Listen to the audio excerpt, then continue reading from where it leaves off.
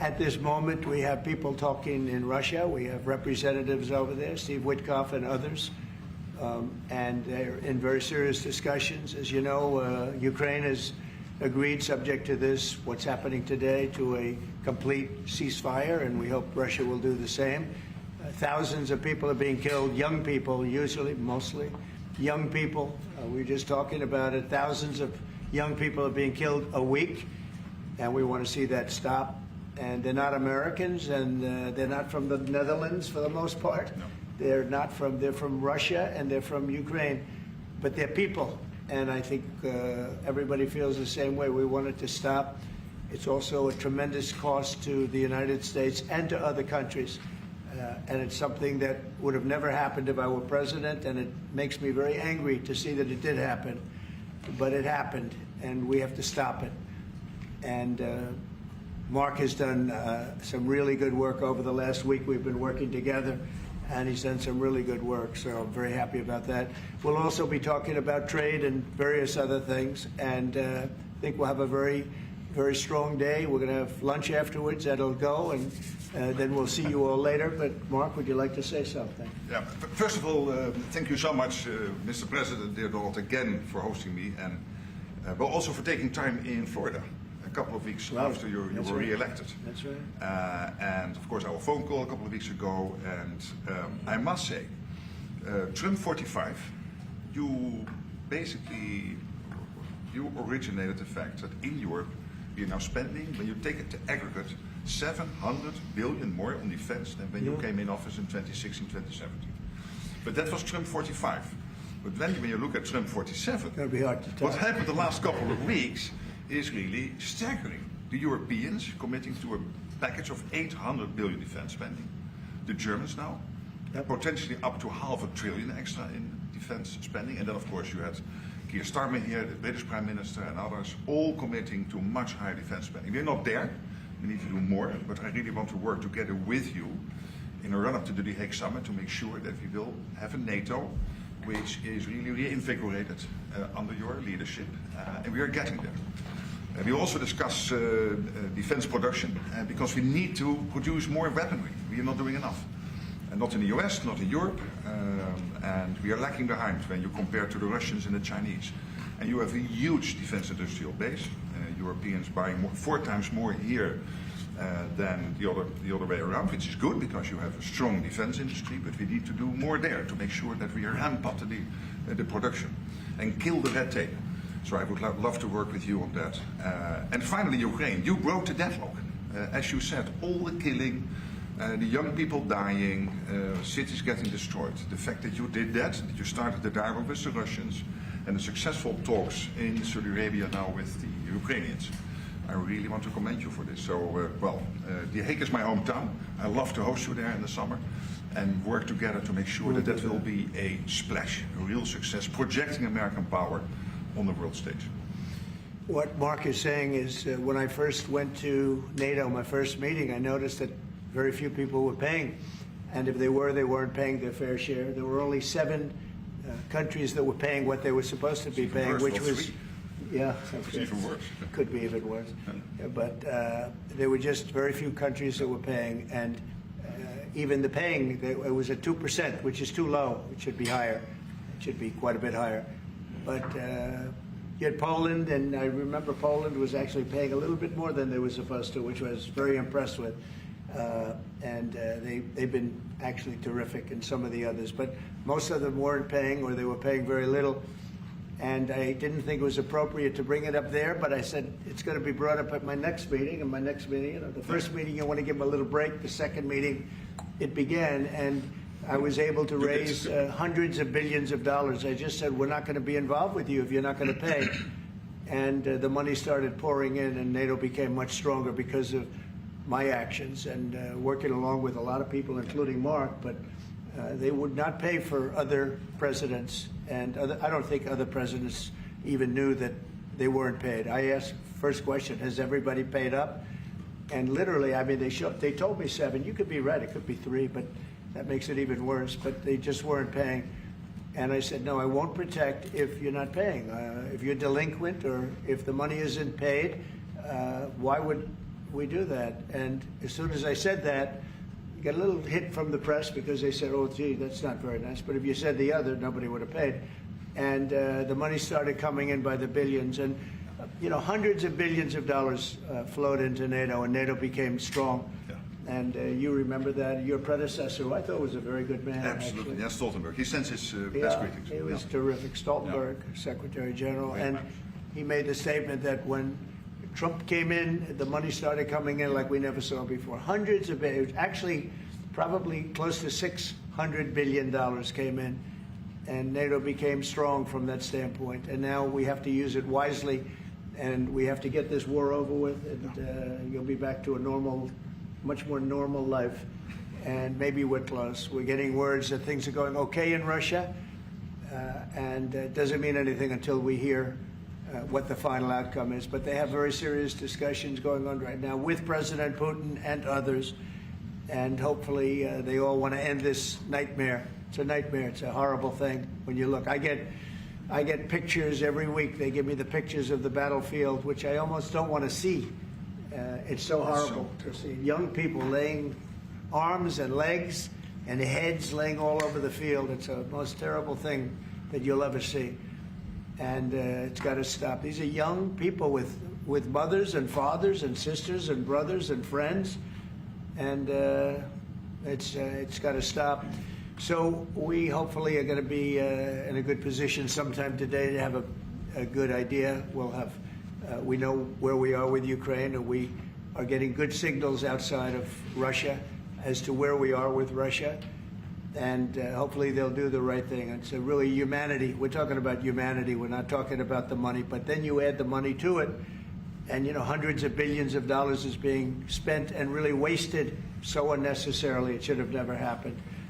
So it's an honor to have you here. They picked a great gentleman. I'll tell you, I was so happy to hear, because you had somebody. Stoltenberg was really good, and you have somebody that's going to do an incredible job. And I was so much in favor of you. You have no idea. They had another person that I did not like. I was not happy. And I think I kept him from, you know what I'm talking about. I said, this is the right man to do it. And he really did. He was a great prime minister of the Netherlands. He did a great job. And that's what he's doing right now. So thank you, everybody, for being here. And it's a very great honor to have you. And we even have some of our great energy people here today, right? We have the governor, and we have Chris, Chris, right? He's supposed to be the most talented man in the world of energy, according to the governor.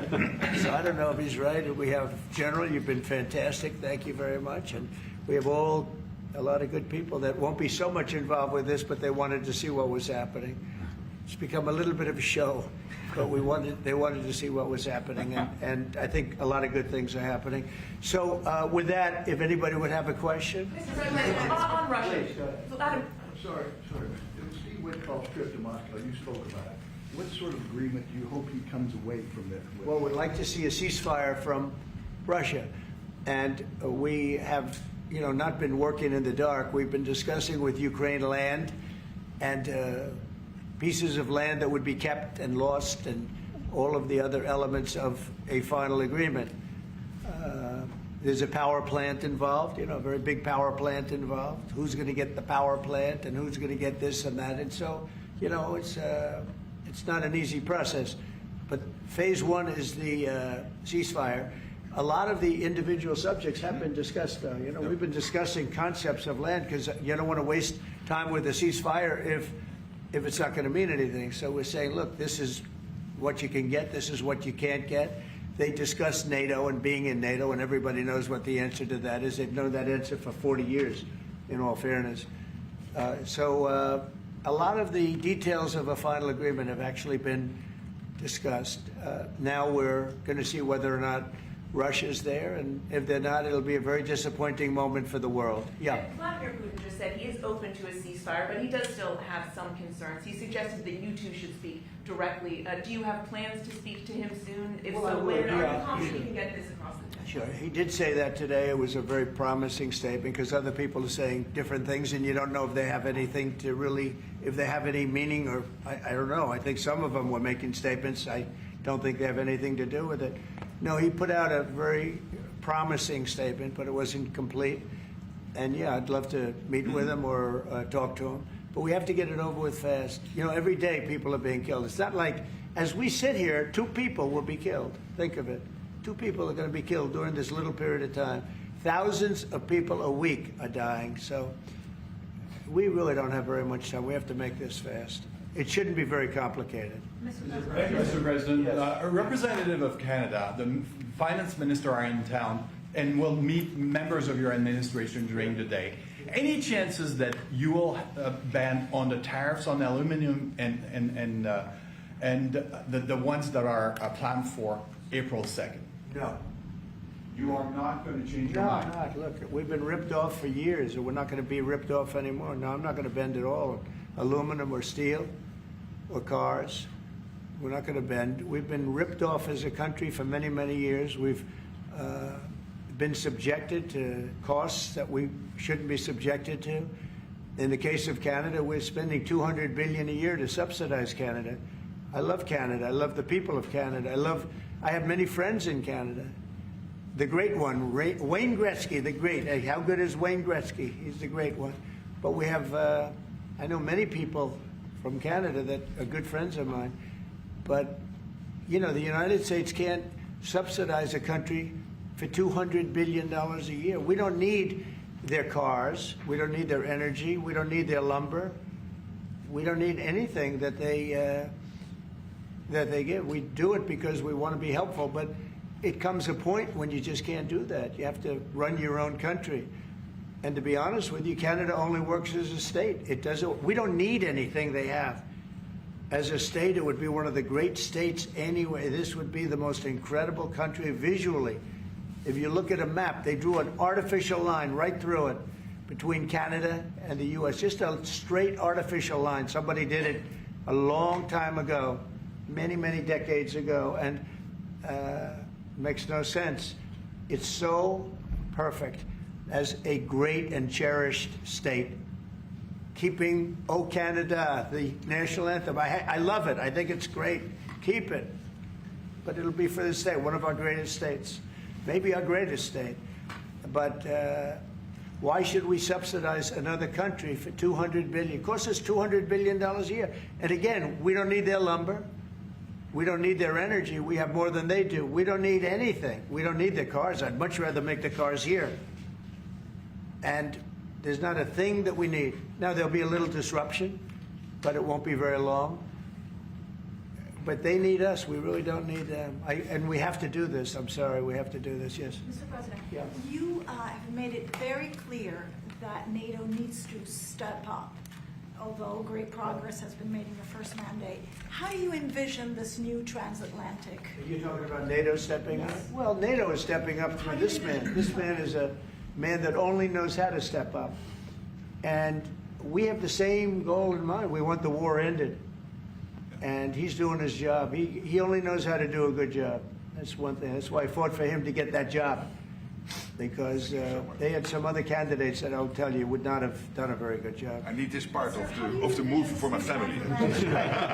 So we'll get you a clip. We're going to get him a clip of that little last statement. The rest of the statements he doesn't care.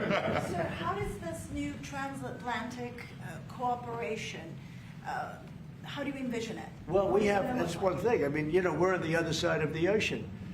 And they're right there. And yet we're in for $350 billion because of Biden.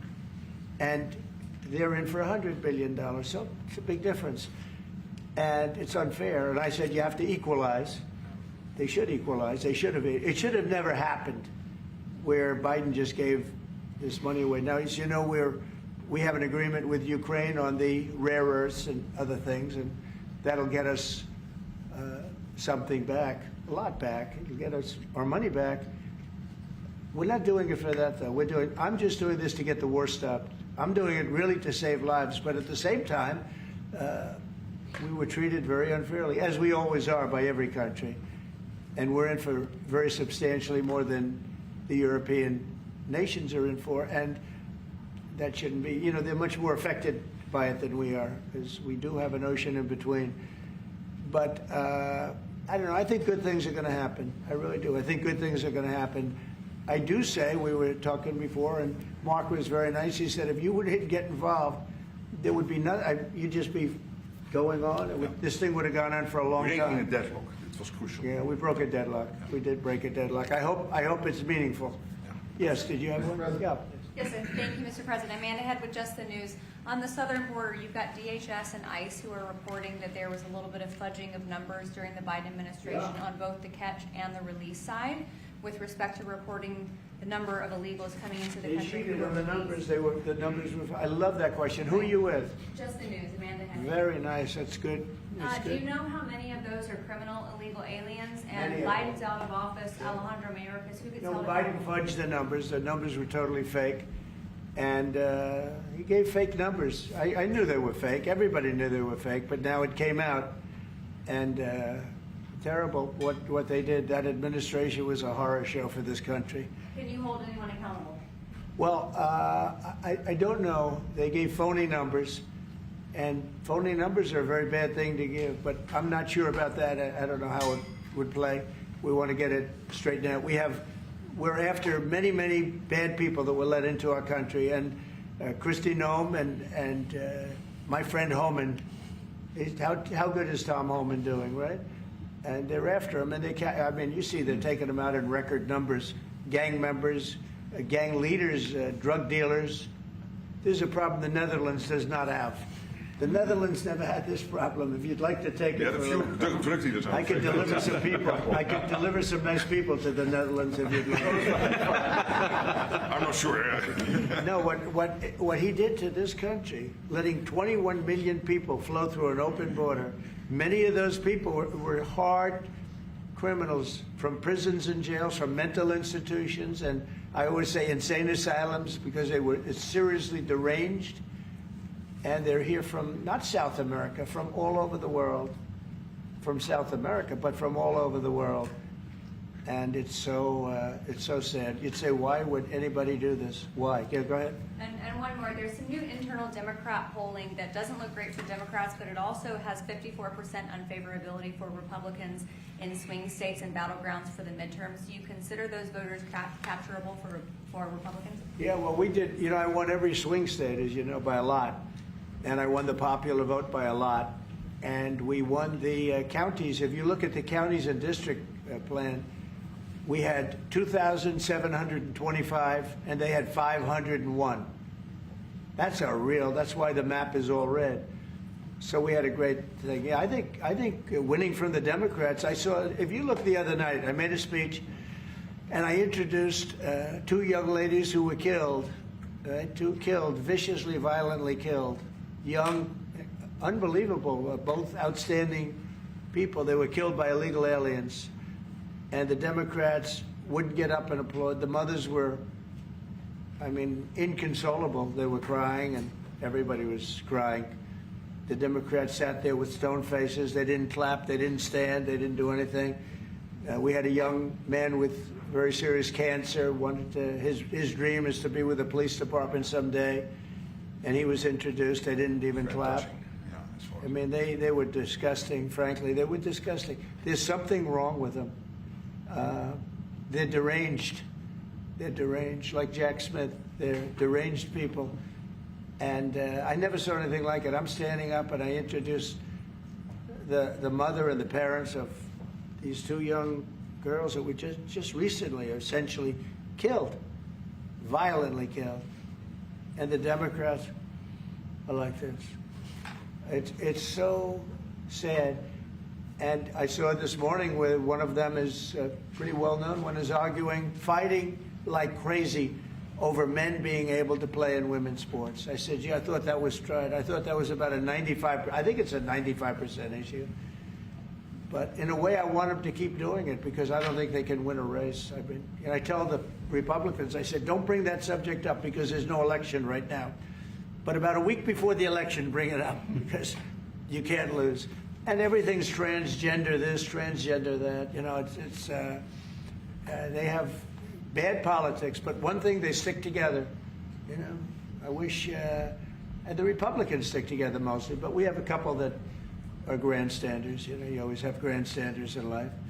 But the Democrats, they have grandstanders, but when it comes to a vote, They do stick together, right? Sir. It seems So- like they'll stick together on the shutdown. Will that hurt Democrats going into midterms? Well, if they do a shutdown, and ultimately that might lead to very, very high taxes, because we're talking about a shutdown, we're talking about getting to work immediately on the greatest tax bill ever passed. That was the one we did. It was a renewal, and it's an addition to it. And we're going to cut people's taxes. And if we don't open, the Democrats are stopping all of these good things that we're providing. We're providing the greatest package of benefits that this country's ever provided. The biggest part of that's going to be tax cuts for the middle class and for businesses, small businesses, employers, people that hire people in jobs. And if it's shut down, it's only going to be, if there's a shutdown, it's only because of the Democrats. And they would really be taking away a lot from our country and from the people of our country. Mr. President, on tariffs, you made clear you're not backing down from this, but many American small business owners say they are concerned that these tariffs are going to hurt them. What's your message to them? They're going to be so much richer than they are right now. And we have many. Yesterday, General Motors was in. They want to invest $60 billion. The people from Facebook were in yesterday. They're going to invest $60 billion by the end of the year. Other people are talking about numbers. Apple, as you know, a few days ago announced $500 billion investment. They're going to build their plants in the United States, which, as you know, almost all of their plants are in China. Now they're building in the United States. Look, the reason is two things. Number one, the election, November 5th, and the other thing is tariffs. I think probably in that order. But Tim Cook came in and he announced 500, think of it, 500 billion, not million. 500 million's a lot when you think about it, right? Sure. But, well, I would have been happy with 500 million, but it's $500 billion investment by Apple in the United States. And that's because of the election result, and it's because of the tariffs and the tax incentives too, tariffs and tax incentives. And I've never seen anything like it. We have plants going up now in Indiana. We have plants going up in Michigan.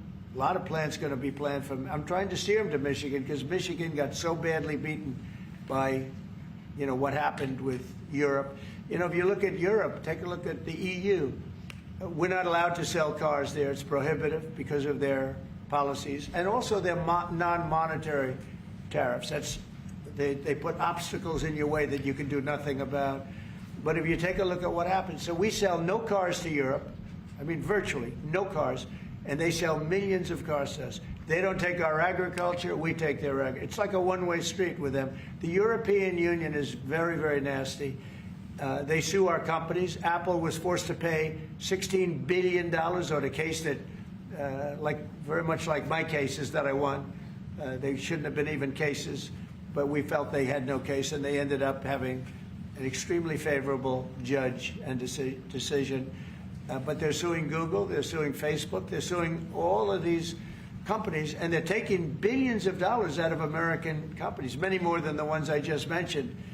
And I guess they're using it to run Europe or something. I don't know what they're using it for, but they treat us very badly. China obviously treats us very badly. Almost everybody does, and I blame past presidents, to be honest, because when I was president, we received so far about $700 billion from China over the years on the tariffs that I put in. No other president got 10 cents from China. And that was only beginning, except for COVID. I would have been able to finish the process. But we had to fight the COVID thing, and we did really well with it. But we had to fight. And then we had actually, as you remember, Mark, we actually handed over the stock market. It was higher than just previous to COVID coming in, which was sort of a miracle, frankly. We did a good job. But the tariffs are very important. And I think the psychology, there's great spirit. When Mark came in, he said, congratulations, there's a whole new spirit, there's a whole new light over this country, and really over the world. Because you have somebody that, a whole group of people, really, because I talk about this whole group, that we know what we're doing. And a lot of great things are happening. But I've never seen investment like this.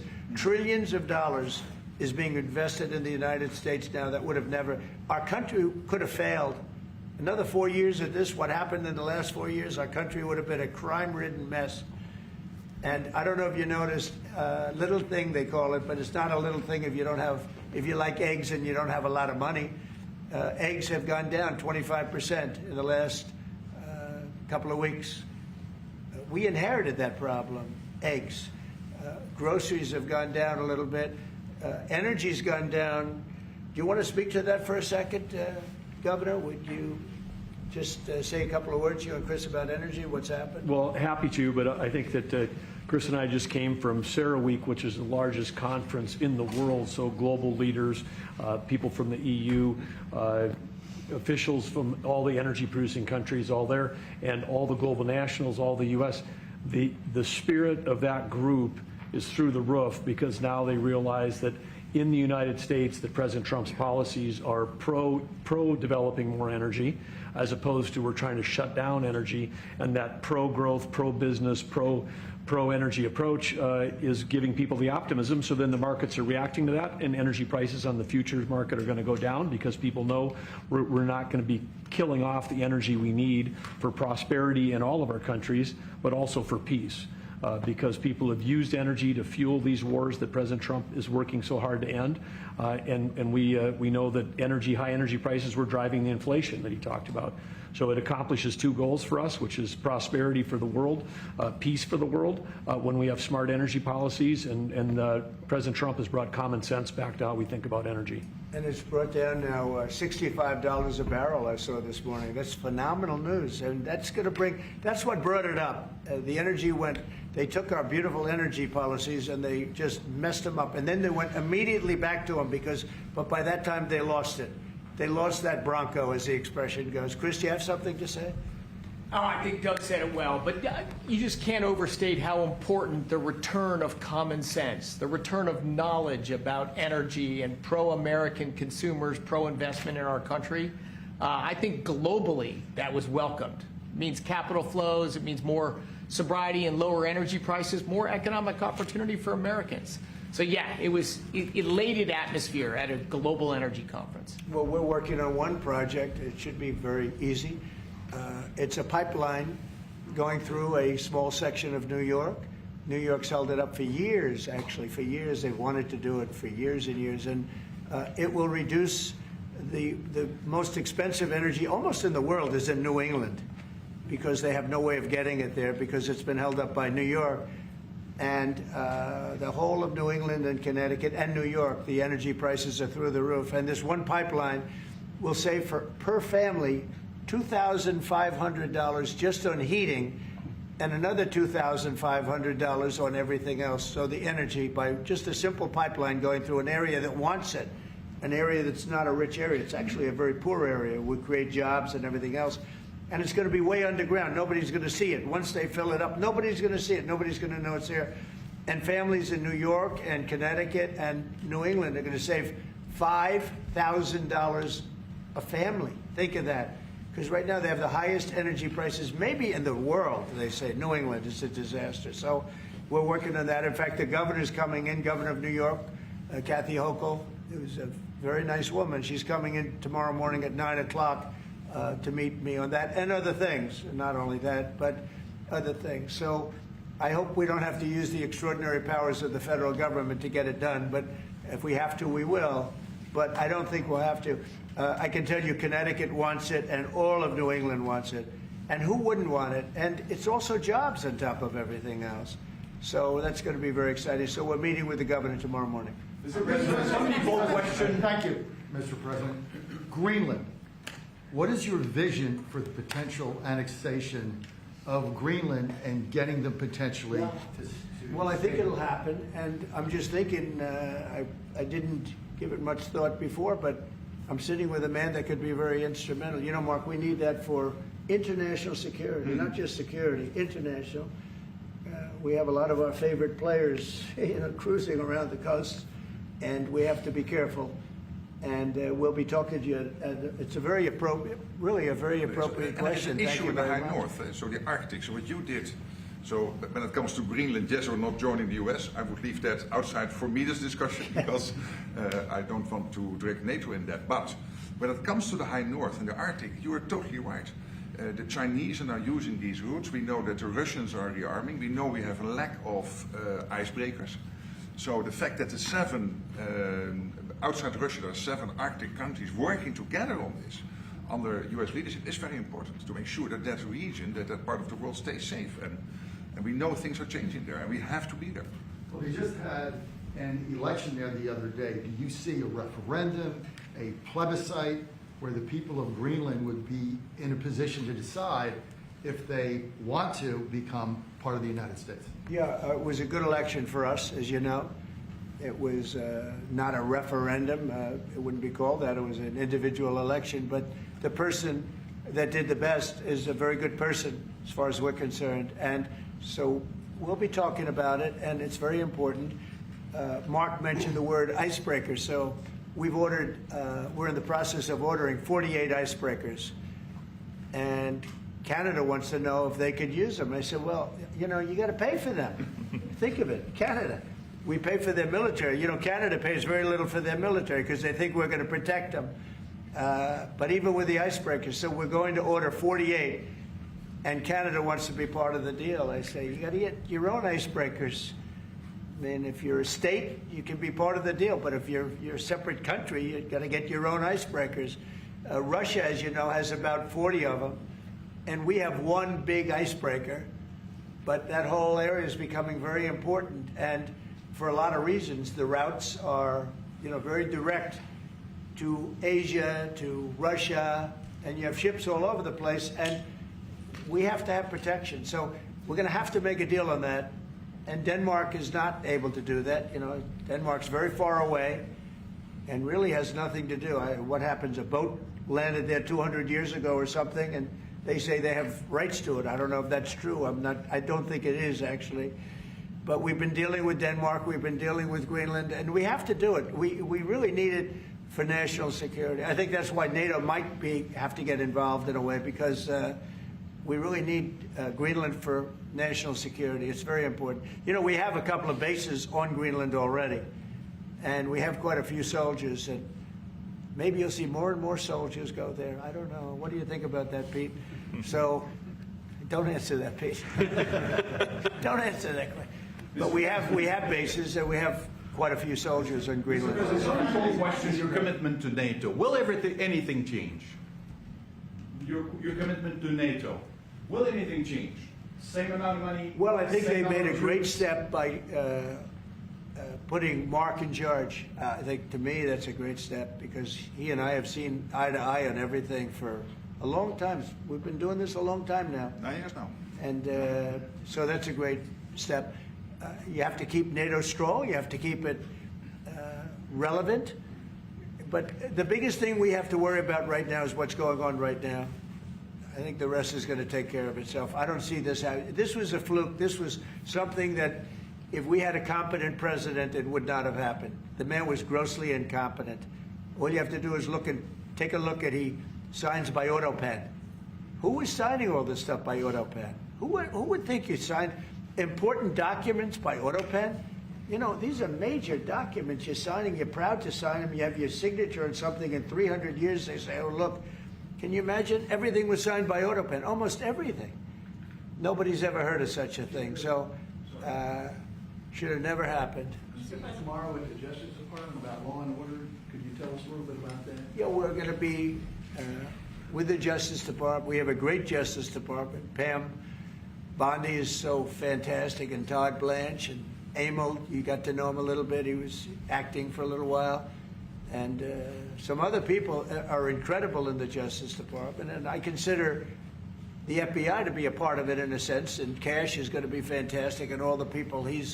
Dan Bongino, I love that. I mean, I love that. I think Dan is great.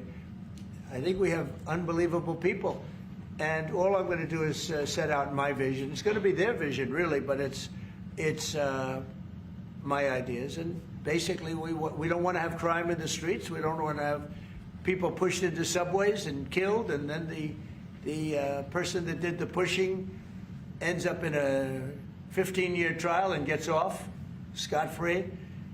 We want to have justice, and we want to have safety in our cities as well as our communities. And we'll be talking about immigration. We'll be talking about a lot of things, the complete gamut. So I look forward to that. That'll be tomorrow at the Justice Department. Mr. President, you are a man of peace. You said it. several times, and you made it very clear.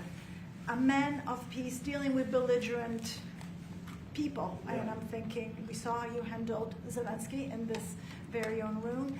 What is your leverage on Putin? Are you thinking sanctions? What if he refuses to? Well, I do have leverage, but I don't want to talk about leverage now, because right now we're talking to him, and based on the statements he made today, they were pretty positive, I think. So I don't want to talk about that. I hope Russia's going to make the deal too.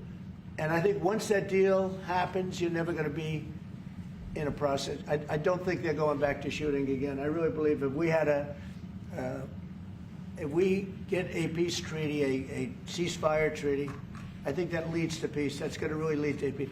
I don't think anyone wants to go back. They've been doing this for a long time, and it's vicious and violent. And I think if President Putin agrees and does a ceasefire, I think we're going to be in very good shape to get it done. We want to get it over with. That's why it was very important what I instructed everybody, including Steve, what we're looking for, to discuss concepts of land, concepts of power plants, because it's complicated. You know, you have a whole, you're sort of creating the edge of a country. The sad part is that country, if this didn't happen, and it wouldn't have happened, I don't know if they would have to give anything back. I guess Crimea, you know, I said it last time, Crimea was given by Obama. Biden gave him the whole thing, and Bush gave him Georgia. And Trump didn't give him anything. I gave him, you know what I gave him? I gave them javelins. And the javelins were very effective, as you know. I gave them nothing. 2019. And then also, if you take a look, I was the one that stopped the pipeline going into Europe.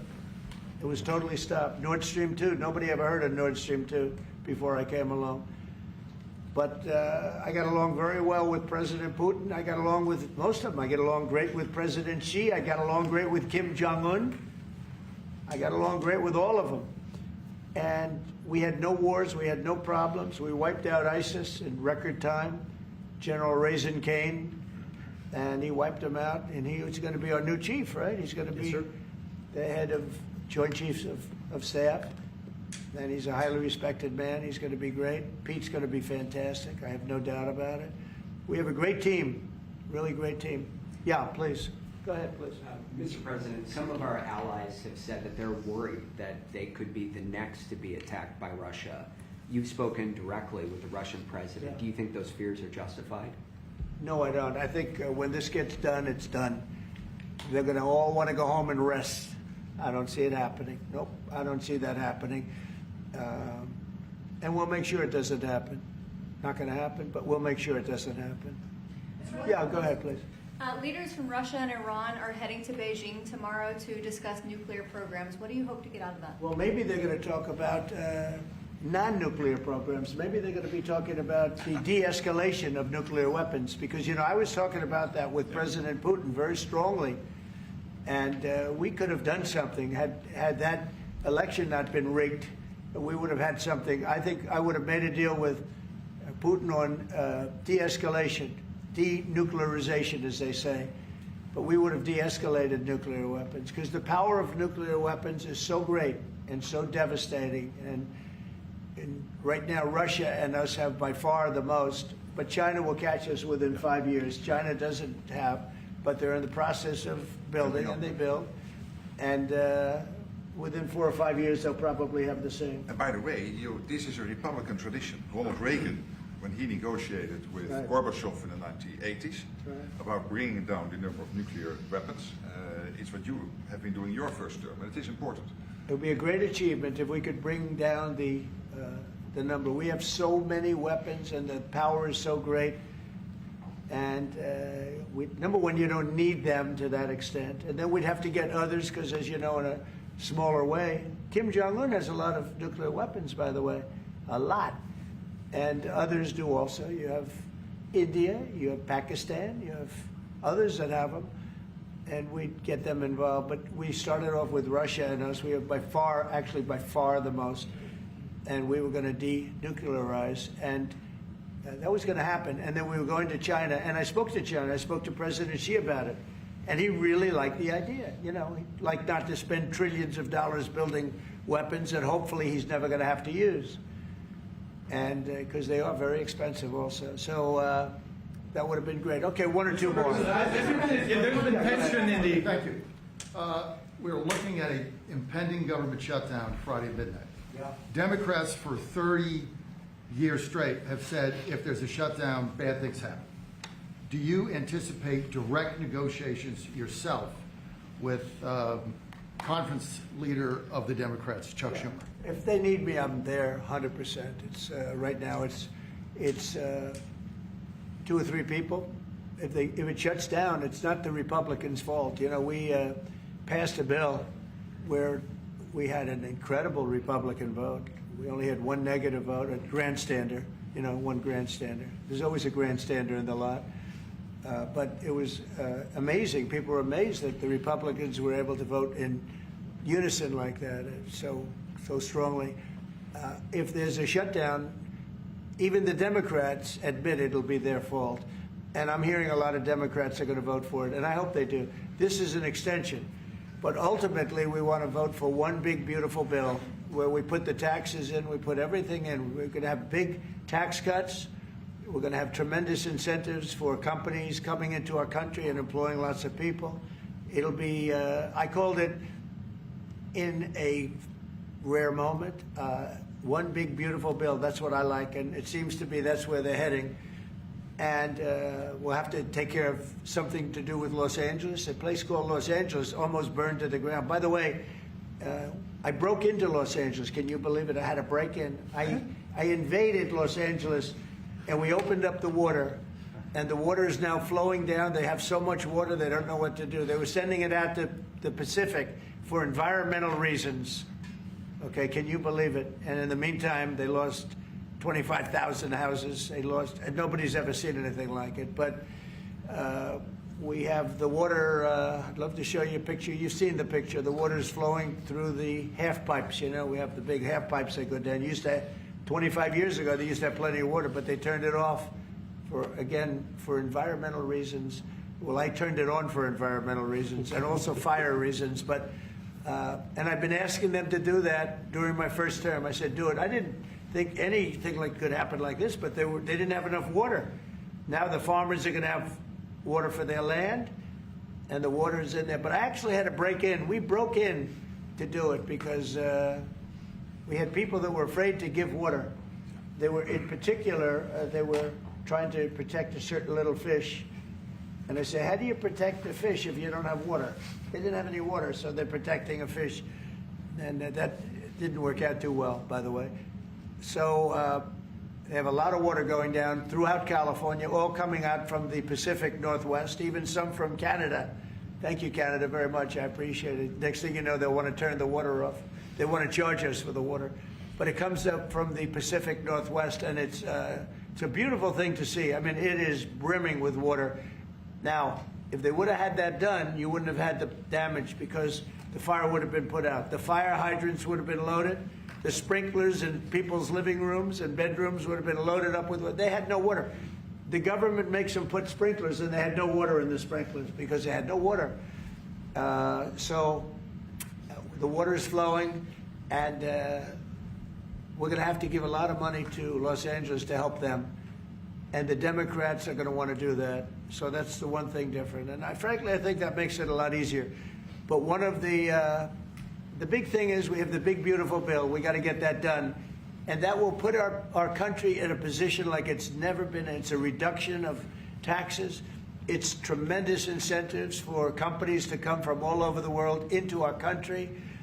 It's great environmentally, but it's not this environmental scam that we went through, that we all went through. It provides for everything. It's a big, beautiful bill, and I hope we can get it approved, and that'll be next. But in the meantime, we have the continuing resolution, and the Republicans have approved it, and now the Democrats have to approve it, and I hope they will. And I think a lot of them, I can tell you, they want to. I've spoken to some of them. They really want to. Their leadership may not want them to. And if it closes, it's purely on the Democrats. One more? On Korea, sir, we've seen tension increasing in the peninsula. You've talked about Kim Jong-un.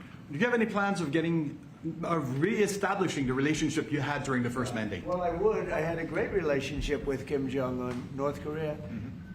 If I wasn't elected, if Hillary got in, you would have had a nuclear war with North Korea. He expected it. He expected it. And they said, oh, thousands of people. No, millions of people would have been killed. But I got in.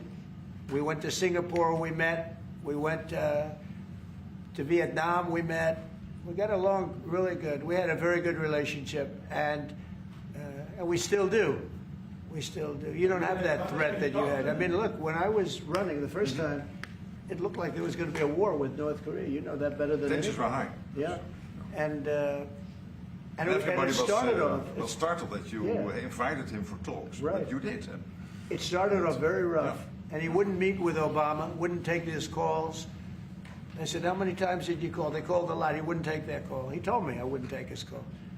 But with me, it did start off rough, if you remember. Very rough, actually, very nasty. That was a Singapore. And yeah, but then, no, before that, then it stopped. The rhetoric was extremely tough. It was. You had a it was a little speech in bit the UN, I remember. Yeah, that's right. It was a little bit dangerous. And then we met. They asked for a meeting, and we met. And the meeting caused the Olympics, which was in South Korea, to become a tremendous success. Nobody was buying tickets for the Olympics because they didn't want to be nuked. And I met, and not only did the Olympics become successful, but North Korea participated in the Olympics. His sister visited. It was an amazing thing. And that was something that was an achievement of the Trump administration, great achievement. And so I have a great relationship with Kim Jong-un, and we'll see what happens, but certainly he's a nuclear power. Okay? Thank you very much, everybody. Thank you. Thank you very much. Thank you very much. The official you spent more time with him last than your predecessor. It's really no. I would say You just- passed the threshold. I think just now. Just now, I think.